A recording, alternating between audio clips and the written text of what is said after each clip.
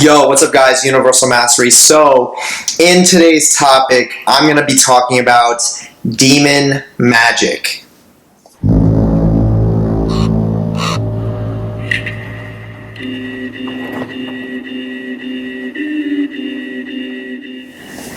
So the first thing that I want to say about demon magic is it real?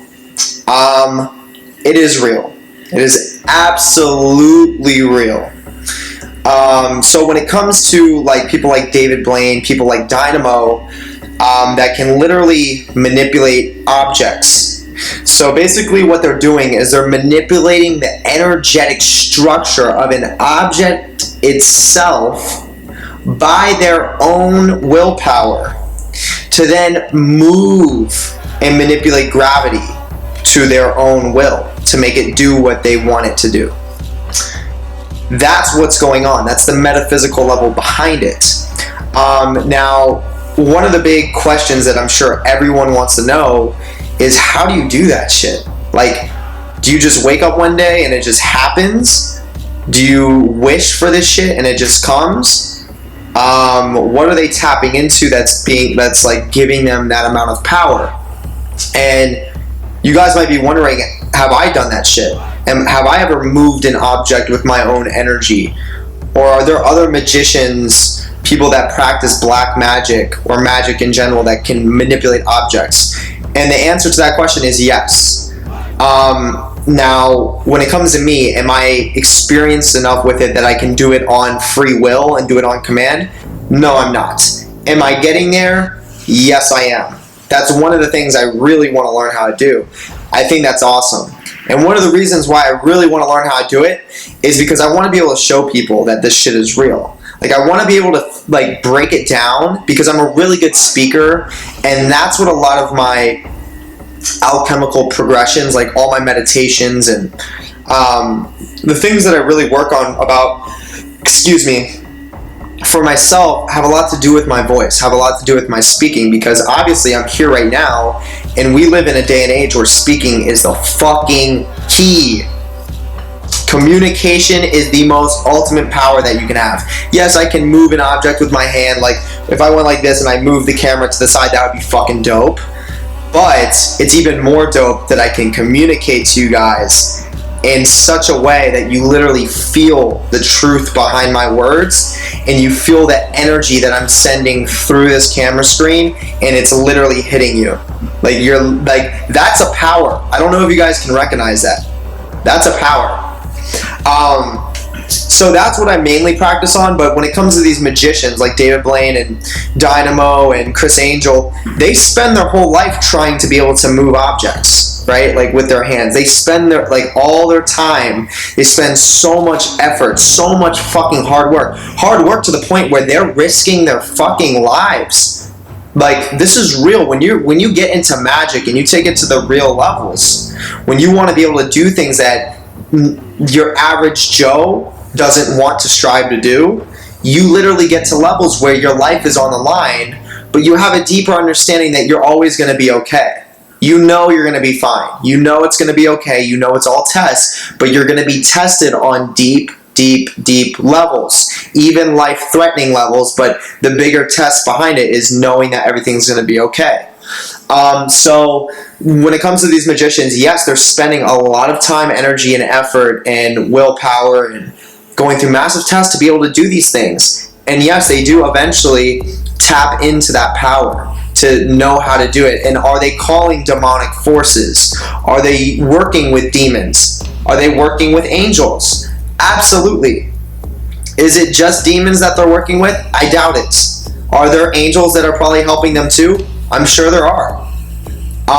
People have this misconception that like angels and demons are completely separate. They're different, but they're not completely separate. It's like being like white, black, Asian, Mexican, Indian.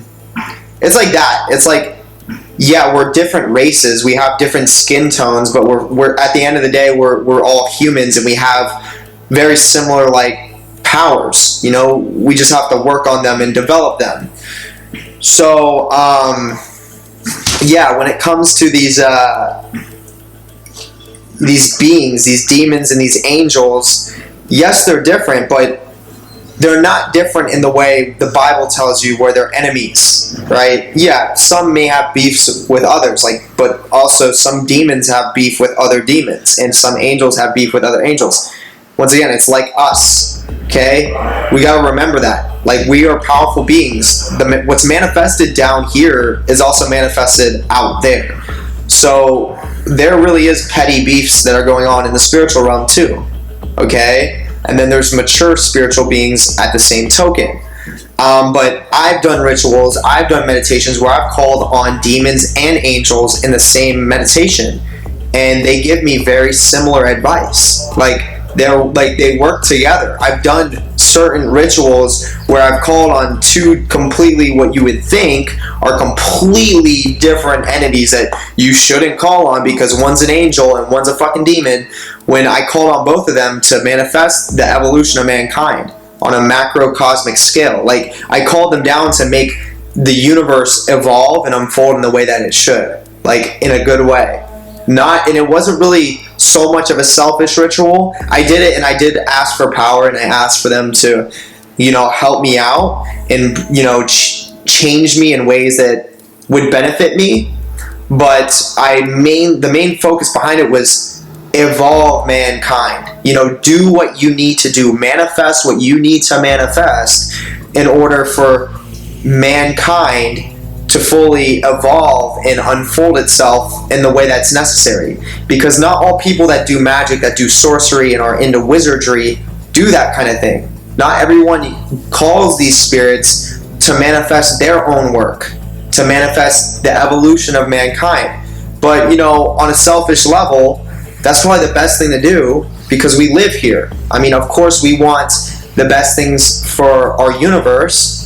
So I'm going to call these powerful beings that I know are real. I know they're real. I've seen them. I've heard them. You can taste it. You can feel it. It's real. I've seen how they've changed me.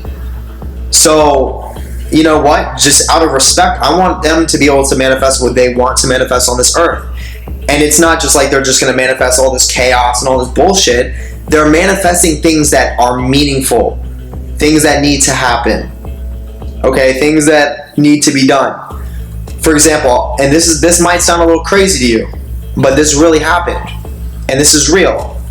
And if you guys haven't seen this video, go check out my video about occult versus religion. So if you haven't seen it, basically what I say is religion's created by occult knowledge, hidden knowledge, and it's created so that people siphon their energy into beings that are pretty much going to control their lives and take over and keep them in a dumbed down state. So religion is not really the best thing. If you get my gist, if you catch if you can catch that wave, it's not the best thing. Okay, it's not for your best good. Let's put it that way. So I did this ritual, and I'm calling on all these powerful beings, and I'll even name them for you. I called on Lucifer, I called on Lilith, I called on Belial, and I called on, and then I was actually with one of my friends, and he called on Archangel Michael, he called on Archangel Gabriel, and Raphael. We had all these beings there in that moment. Could I physically see them? No. Could I see them in my mind's eye and know that they were standing there and there? Absolutely. Like, in my mind's eye, like, through imagination, I knew they were all there, and I could see them in imagination. In the physical world, like, completely, like, right there in the physical form, like, I could touch them, they could touch me? No. Have I seen that before? Yes. But in that moment, no. And I said, I'm calling on these powers to unite, to bring some form of what's the word? Unification? Like, uniting mankind, like balancing these two forces, because a lot of people are too afraid to call on angels and to call on demons. So that right there was a statement. And we called on these beings. We drew, like, we were on the ocean. We drew a circle. And my boy drew a circle. I drew a circle next to it. And then we drew a circle in the middle, connecting all of them with 3 circles. And then I said, manifest what needs to be manifested to bring, this consciousness of people being more balanced, being more united. And I swear to God, then, like, very shortly after that, Nipsey Hussle died. Okay, Nipsey Hussle died. And when he died, he left a very powerful message, which was the unification between the Bloods and the Crips. Now, my personal belief is that when me and my friend did this ritual, and I'm gonna tell you this right now, I'm pretty powerful. I'm not here like trying to be humble or anything or whatever. I'm powerful. I know what I'm doing. When I call on these energies, I know what I'm calling on, and I can handle them. And I'm calling them for a cause that means a lot to me and to them. And my boy's powerful too. So when we're together, you can only imagine how powerful that is. So we did that, and then the next day, he passed away, and then the Bloods got united with the Crips, and that right there is a manifestation of kind of what we did. And I didn't know that I caused that. I didn't know until I got a phone call from my friend like 2-3 days later. And he said, "Bro, did you hear about what happened with Nipsey Hussle?" And I'm like, "No, I have no idea." And he told me, and he said, he died, but he had this powerful message, and it caused the Bloods and the Crips to be united. And when he said that, it just brought that light of enlightenment to my mind. And it was like, whoa, I did that. I caused that to happen. But also at the same token, it was Nipsey Hussle's higher self that was willing to sacrifice himself in that moment to cause that consciousness shift, to cause that union to come together, to solidify that balance that needed to come. And he was powerful enough to sacrifice his physical body to do that. So his consciousness went back. And I guarantee you, he may still be up there. He's probably listening to this right now if he hasn't already reincarnated. I guarantee you, 100%. And this may sound a little strange, but I'm being serious with you guys. You don't have to believe me. But so that happened, and then I thought that was fascinating. I thought that was really powerful, actually. And since then, you haven't really heard of too much, Bloods and Crips and all that stuff. It's died down a little bit, so it actually did make an effect. And then there was this, and then a couple days after that,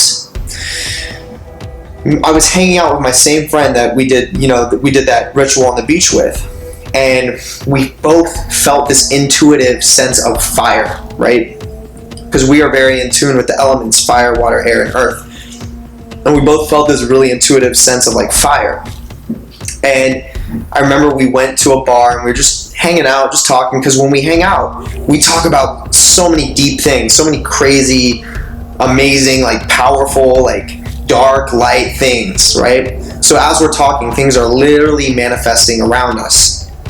And we both at the same time got this sense, this intuition of fire. And I was looking around and I see candles and I'm like, yo, bro, it's fire. And then I recognized my shirt that I was wearing, and it was a Hollister shirt and it had flames on the Hollister letters. And I'm like, yo, look, I'm wearing a shirt that has fire on it. And we just had this sense. And then we go to work the next day. So this is the next day. We're at work, and at the time I was working at Equinox, and I'm on the treadmill, fixing all the treadmills and all that stuff. And I look up, and they have all the TVs, and I see the news, and the church I'm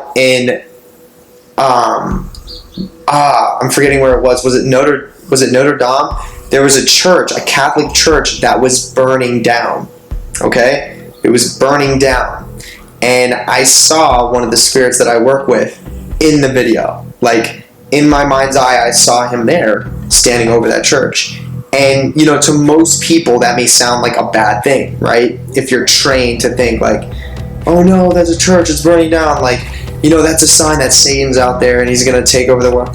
It's get that out of your mind. Push that out. That's not real. You're brainwashed. You're a robot if you think that. You need to really do your research. You need to really study. It's actually a good thing, because that's a foundation where people get brainwashed, where people siphon their own powers into something else. When people look at the Pope like he's such a God-like person. And is he powerful? Absolutely. Does he have wisdom? Absolutely. Does he have knowledge? Absolutely. Does he have occult knowledge? Absolutely. The Pope has occult knowledge. He is an occult leader, okay, in the ranks, okay? Like, he's powerful. He knows what he's doing. Don't be fooled. He's not all the stuff he's talking about is what you think. So was it a good thing that was burning down? Absolutely. And this was all caused from one ritual. This all happened within a week after that. And I started to put the pieces together that maybe I caused that. And if you really think about it, if you really do, how many people get together and do what me and my friend did? Especially people of that level of power that know what we're calling on, that have invested our lives very highly in what we do, that have even put our lives at risk for what we do, and have put so much time and energy and consistency into that. Two people like that together doing one ritual for that intentful purpose caused a shift in the entire world. Is that possible? The answer to that question is absolutely. So, to the same token, when it comes to magicians, when they manipulate those objects, that's not all sleight of hand. It's balanced. Half of what they do is sleight of hand. Like, they do things and you don't recognize it. But a real magician, a true magician, really does also manipulate energy fields to the point where they do things that you can't explain. They really do. There are some things, not all things, but there are some things that they do that you really can't explain. And the code of the magician is keep it quiet. It's a cult. It's secret. Shh. But we're in the day and age of speaking, of sharing this knowledge. So that's what I do. That's what I do on my channel. I share this wisdom. Not too many people do that. I'm not afraid to do it. My mentors that I learn from, they all share this wisdom too. They are the most powerful people. The most powerful people share this. Okay, so in a sense, I'm being a rebel. We're all being rebels, yet we're the most powerful because we share it. We're not scared. But other than that, that's where I'm going to wrap this video up. Is it real? Absolutely. Have I had experiences in my life where I've moved objects with my energy? I've seen it happen. It's real. I have people that have seen it happen around me too. I'm going to leave it there. You guys do your own research. Tap into this power. You can see it happen for yourself. It will take you on a journey. Okay? Do your research first though. Other than that, make sure you hit the like button, make sure you hit the subscribe button, hit the notification bell because I post videos. I try to post them every single day. So, yeah, I'm going to wrap it up right there. Love you guys and peace.